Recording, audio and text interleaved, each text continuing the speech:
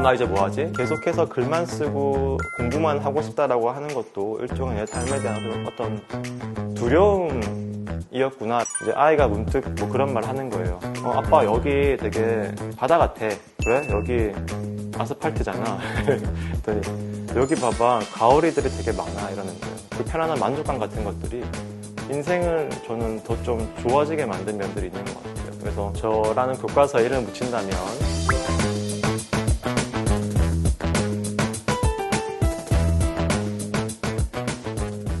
저는 정지우라고 하고요. 글을 쓰는 작가로 살아가면서 최근에는 변호사 일도 하면서 그렇게 살아가고 있습니다.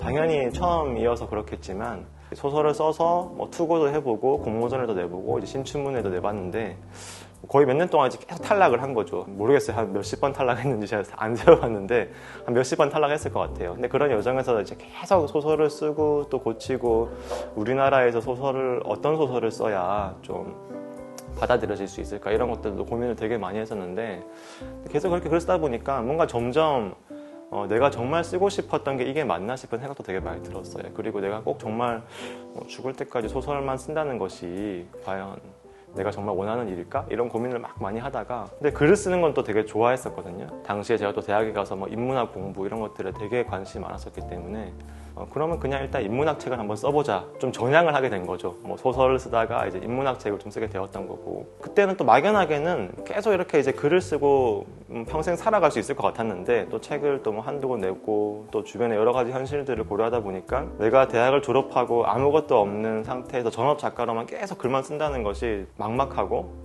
좀 두렵게도 느껴지는 거죠. 그래서 택했던 게 이제 대학원을 가겠다라고 해서 대학원을 가서 내가 좋아하는 공부를 계속 하면서 글을 쓰자 이런 마음을 먹게 됐는데 또 이 대학원 생활이 저에게 너무 안 맞는 거예요. 고고학에 가깝다고 해야 될까? 역사에 가깝다고 해야 될까? 이제 옛날 문헌들을 뒤지면서 뭔가 이제 깊이 연구를 해야 되는데 또 그게 또 제가 생각했던 학문학이랑은 너무 차이가 많았었기 때문에 대학원에 가서 수료만 하고 이제 나오게 되는 거죠. 보통 논문을 써야 졸업이 되잖아요. 근데 이제 졸업을 하지 않고 나오게 되니까 나 이제 뭐 하지? 계속 책만 쓰나 죽을 때까지 70살 때까지 이런 여러 가지 고민을 했던 거죠. 내가 어떻게 보면 계속해서 글만 쓰고 공부만 하고 싶다라고 하는 것도 일종의 내 삶에 대한 어떤 두려움이었구나라는 걸 조금씩 느끼기 시작했어요. 뭔가 현실로 나가고 남들처럼 출퇴근하며 살아가는 것이 너무 힘들 것 같고 왠지 그렇게 살면 내 자아를 잃어버릴 것 같고 뭔가 그렇게 살면 안 될 것 같은 느낌이 많이 들었던 거죠.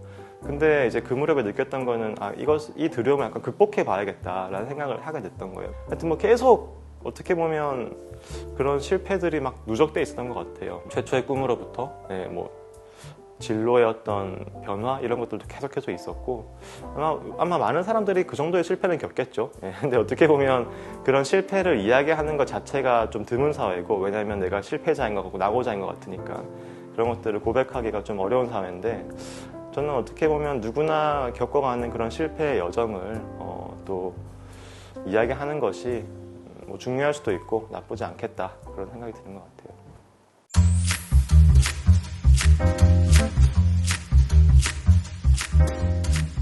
예를 들어서 이런 순간들이 있어요. 제가 자율개발서에 한창 빠져 있었을 때 출퇴근 시간에 계속 전자책 어플 같은 걸로 이제 사람들 사이에 끼어서 막 보는 거죠.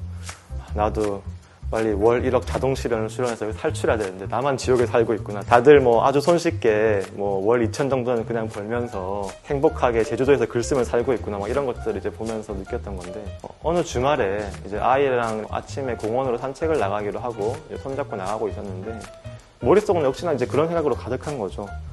아파트 폭등했다는데 난 집 언제 사지? 돈을 어떻게 모으지? 나도 유튜브를 해서 자동 수익을 실현해야 되나? 이런 생각을 하면서 이제 아이 손잡고 걸어가고 있는데 이제 아이가 문득 그런 말을 하는 거예요. 아빠 여기 되게 바다 같아. 그래? 여기 아스팔트잖아. 그랬더니 여기 봐봐 가오리들이 되게 많아 이러는 거예요. 그래서 뭐가 가오리가 어디 있어? 했더니 떨어져 있는 은행 나뭇잎들을 보면서 이거 봐봐 너무 가오리 같잖아 이렇게 하는 거죠. 그 말을 딱 듣는 순간 제 머릿속에 있던 그 모든 게 싹 사라지더라고요. 내가 지금까지 무슨 생각하고 있었지?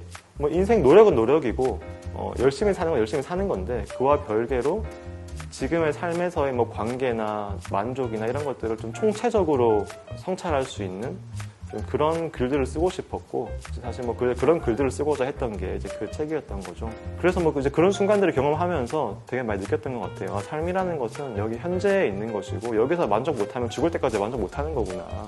물론 뭐 우리 돈도 열심히 벌고 뭐 열심히 살아가야 되는 거는 뭐 진리지만, 그것과 별개로 이 삶의 소중함을 모르면 안 되겠구나. 이제 그런 생각들도 많이 했던 거죠.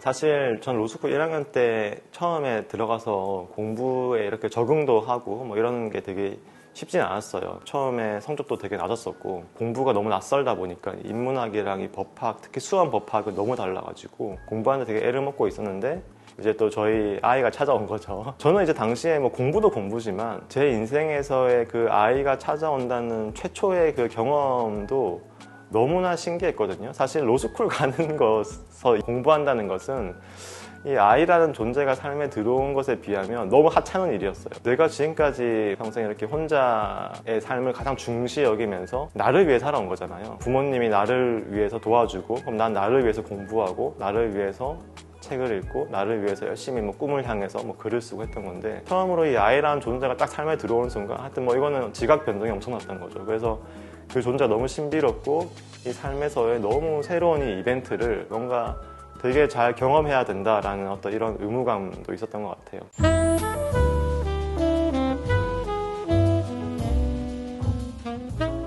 이제 20대까지는 뭐 삶의 과제라는 것은 어디까지나 내가 어떻게 가장 만족할 것인가라는 것이 1순위 목표였던 것 같아요. 인생의 모든 것이 나의 만족이라는 것에 항상 초점이 맞춰져 있었다면, 이제 30대가 되면서 아이가 생기고 가족이 생기면서는 이제 그 형태가 바뀌는 거죠.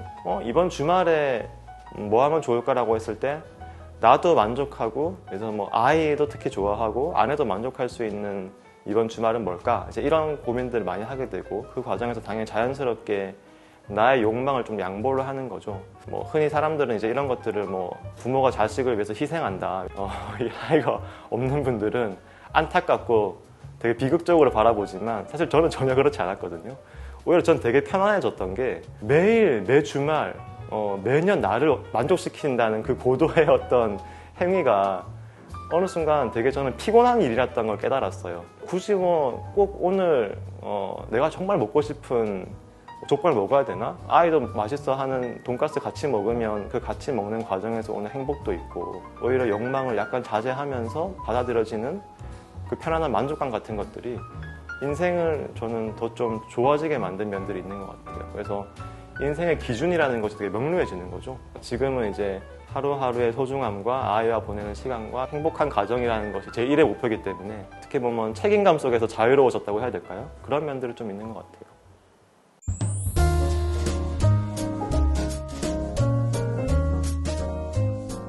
근데 뭐 처음에는 그랬던 것 같아요. 훌륭한 축구 선수가 되려면 축구 선수는 매일 축구를 하잖아요.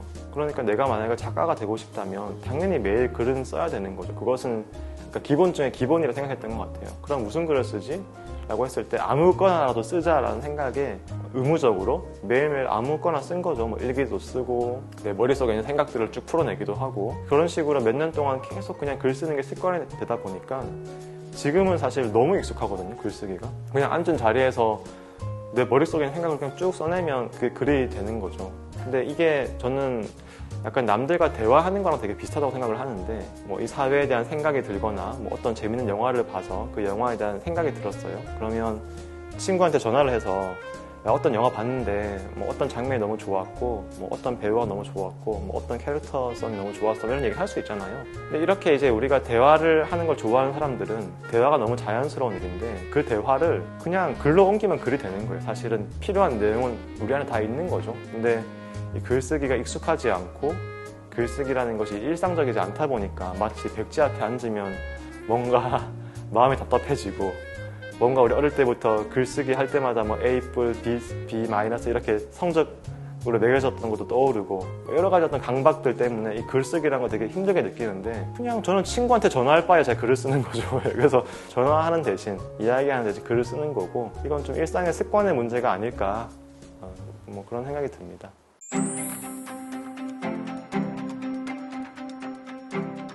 저라는 교과서에 이름을 붙인다면 이 실패의 여정이라는 이름을 붙이고 싶어요. 우리 모두가 많은 실패를 하며 살아가는 것 같거든요, 인생에서. 그리고 저 또한 되게 많은 실패를 했던 것 같고요. 우리가 살아가다 보면 이런 실패의 기억들에 대해서는 뭔가 감춰야 되고 말해서는 안 되고 실패라는 것은 치욕이고 이런 관점들이 되게 많은 것 같아요. 요즘에 뭐 SNS 같은 거 보면 자기가 얼마나 성공했는지를 자랑하기 바쁘고 그런 자랑을 뭐 돈벌이로 바꾸기 바쁘고 막 이런 사회인데 사실 이런 시대일수록 우리가 서로에 대해서 어떤 이 삶에서의 실패를 좀 당연시 여길 수 있고 그리고 그런 실패를 나쁜 것이 아니라 또 사회적으로도 용인을 할 수 있고 그 실패를 받아줄 수 있고 실패를 인정할 수 있는 그런 인생과 사회가 되었으면 좋겠다는 의미에서 약간의 공익적인 의미를 담아서 교과서 제목으로 실패의 여정이라고 하면 어떨까 그런 생각이 듭니다.